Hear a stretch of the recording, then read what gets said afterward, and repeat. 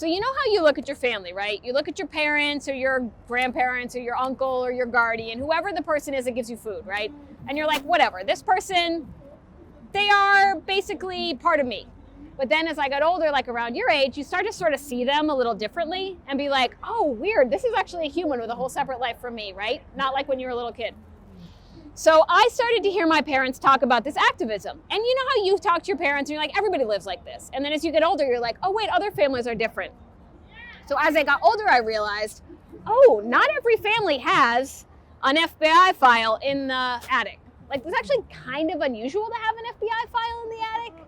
And my parents are maybe a little different. And so they had all this stuff in the house. Like in your house, you might have, for example, if your family immigrated from Panama, you might have a lot of little objects from Panama. If your family was very involved in a church, you might have flyers from the church. If your family's a big sports family, maybe they have old t-shirts from their, whatever, baseball team they used to be on. There's all this stuff. And one way of thinking about it is like, this is all the weird stuff my parents can't get rid of. And another way of thinking about it is this is an archive. So I started looking through my parents' old stuff, and they had all these posters from the movement. They had this thing. This is a very funny, like, old-fashioned way of talking. I ain't singing, Charlie. Like, don't talk to the FBI. It's like, this basically says stop snitching, right?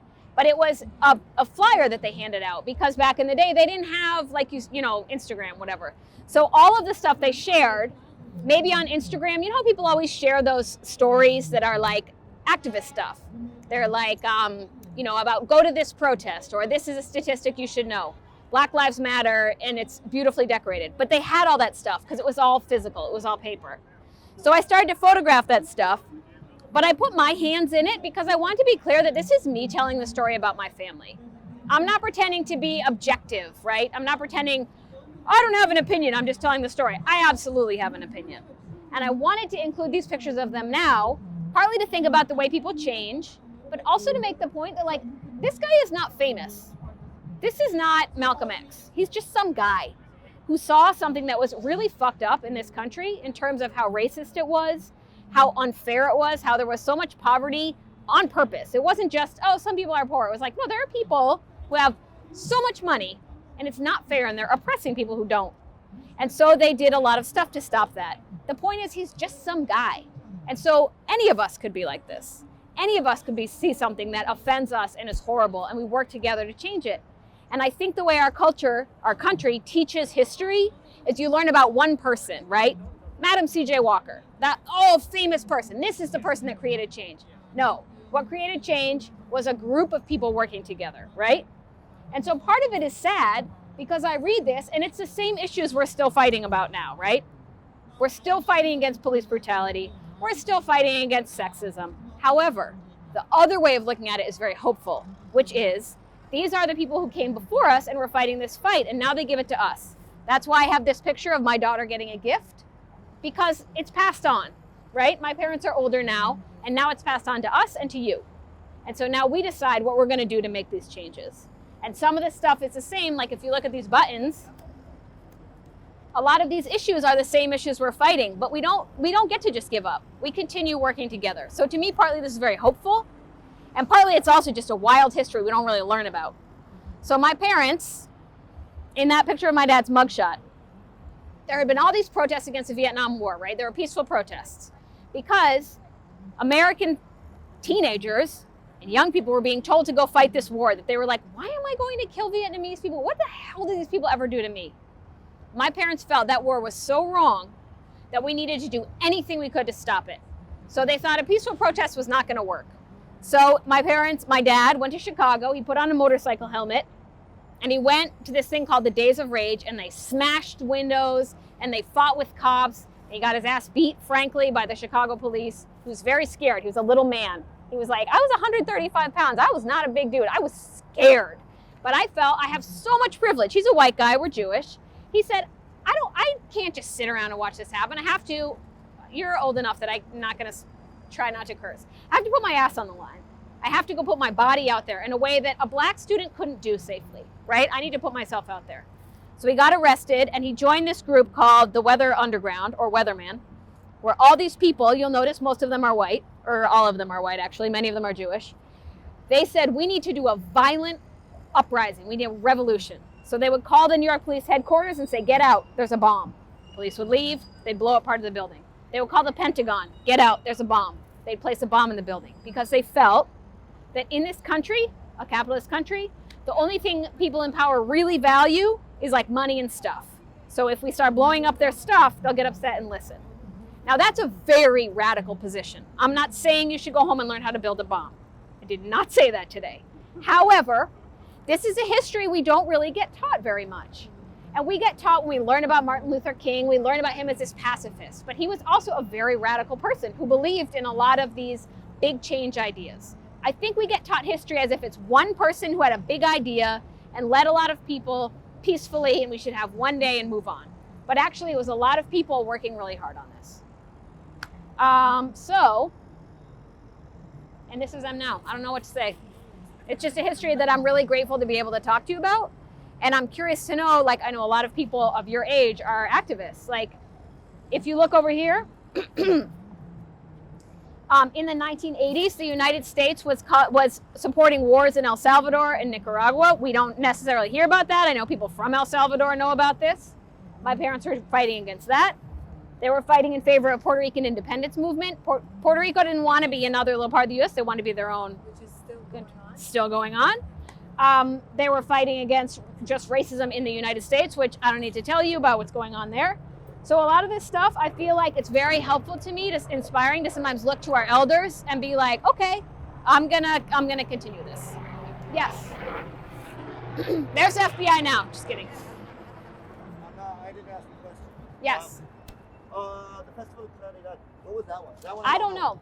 Oh, okay. I was just kind of, that was the one I was looking at, and I was like, I don't know. I don't know that. It's August 1975, so I'm not really sure. A lot of the Puerto Rican independence stuff was the bicentennial of the United States, so the 200th anniversary of the founding of the U.S. And my parents were like, what are we celebrating? So they had a counter bicentennial. That's how they met. They fell in love. Do you guys have other questions?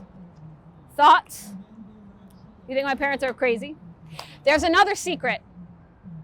Okay, you know how in our pictures, sometimes it's obviously just what it is. My parents are in love, they're making out, they've been together for 40 years, very sweet. Sometimes there's a lot of symbolism in our pictures. I didn't set any of these up. They're all just documentary, right? I just saw what I was looking at. When you look at this picture, it's my dad roasting a pig. How lovely. There's also a symbolic meaning in it. Okay. If you have police officers in your family, I do not mean disrespect to police officers. Some of them do their thing. The way that my parents and their people back in the time used to talk about police officers, do you know a word that people might have used for them? Yes, pigs, right. So they would say things like smash the pigs or fuck the pigs. So it's a little bit of a sort of a symbolic joke that my dad with a dead pig. Now, sorry, that's a lot, but since you're here visiting, you get to hear the secret behind the scenes. Part of it is to talk about his history. The other part is to talk about how they've changed. So my parents are 70, my dad's 72. He is not out there fighting with the cops now. He is still political, he's still active, but he is definitely, his politics have mellowed over time. So there, you can put secret comments in your pictures too.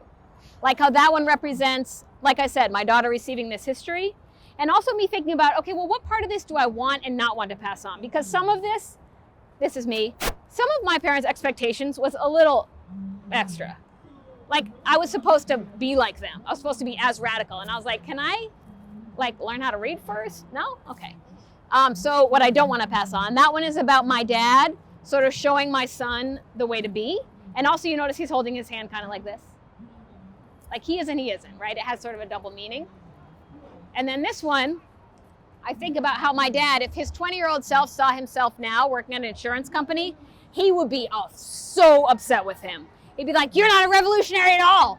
So thinking about how my dad had to make these changes, like to support his family, but also had this picture looks like that one. Do you see how there's like the redaction lines, these black lines, so you can't read part of it? And then these almost look kind of like the lines. If you were to look at your family story and tell your family story through an archive, what would it be about? What would yours be about? Yeah. My father came from Mexico. Yeah? What part? To Scotland. Mm-hmm. Does he have like objects he brought with him? So that's an interesting story, right? Does he have any old family photos? Yeah. So a story of immigration is a story about so many things. I don't know your family, but it could be about loss, it could be about hope, it could be about persecution. I don't know why he left. It could be about dreams. And you could photograph, if you want to photograph your family now, but all these objects, like the photos, what you do and what you don't have, you could tell the story through that. It's weird to photograph the past, but you can do it. What about you? What would you do? Is this an FDNY thing? Is there someone in your family who's in the fire department? I love the way you engage. How could you tell that story? I don't know. My dad came from Trinidad. He was 20. Wow. I don't really know. My mom, she moved to New York in her teens from Iowa. But she's from Sierra Leone. Yeah. But Wow. she's from Do they Africa. talk about it? I mean, if I ask questions, they'll answer them. Yeah. But most of the time, I don't really have to. I know, isn't that funny? It's like until you ask. I mean, my parents won't stop talking once you ask about it, but I had to ask. Yeah. One thing that it made me think of is when I took this picture, thank you. Well, I mean, it also means like this is the downside of it, is that as a little kid, there's a lot of pressure on me. And I don't know if this is for sure, but I know a lot of kids whose parents immigrated here put a lot of pressure on you. Like, I gave up so much. In Mexico, we had it so hard, and you guys complain about this, and you have to be successful. And you're like, no, I appreciate your sacrifice, but I'm also an American kid. I grew up here. I don't know what to tell you. I want to be a photographer or whatever. And they're like, you have to be a lawyer. I don't know. It's something people can relate to. So in this one, the pressure on me, it was not about making a lot of money. In fact, they said, if you become like a banker, we'll be ashamed of you, because that's like capitalist, you're oppressing people. What I was expected to do was to understand all of this political stuff and to be as radical as them, which is hard because I agree with a lot of what they say, but it also is like, can I live? Like, let me grow. So to take this picture, there's a piece of black velvet behind me. And I did that because it just sucks up all the light. So if you want to photograph objects, it's nice to do that. And I was thinking about the Sierra Leone question. So sometimes I use fabric as the background of my pictures because the fabric tells a story. Like, I don't know, I'm trying to think of other examples.